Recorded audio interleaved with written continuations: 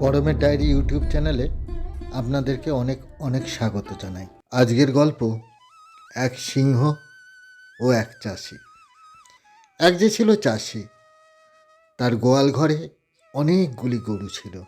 চাষিটি চাষবাস করে আর গরুর দুধ বিক্রি করে বেশ ভালোভাবেই সংসার চালাতো। একদিন হয়েছে কি, চাষির গোয়াল ঘরে এক সিংহ ঢুকে পড়েছিল।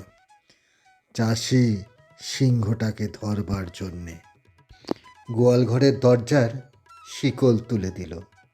এদিকে সিংহটি যখন দেখল বন্ধ ঘর, কোথাও কোনো দিকে তার পালাবার কোনো রাস্তা নেই, সে ভয়ঙ্কর গর্জন করতে করতে গোয়ালের গরুগুলির প্রাণ সংহার করতে শুরু করলো।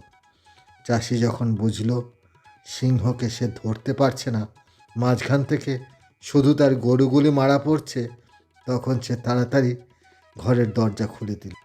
দরজা খোলা পেয়ে সঙ্গে সঙ্গে সিংহটি ছুটে বেরিয়ে গেল। চাষি বউ এবার চাষির কাছে এসে জিজ্ঞাসা করলো, ব্যাপার কি, এত গোলমাল কিসের? চাষি সব ব্যাপারটা তার বউকে খুলে বলল। চাষির বউ অমনি বলে উঠল, যেমন তোমার বুদ্ধি! যে জন্তুকে দূরে দেখলে লোকে ভয়ে পালায়, দিশে হারায়, তুমি কিনা তাকে ধরবে বলে দরজায় শিকল দিয়েছিলে। এখন আমাদের সব গরুগুলো মারা গেল।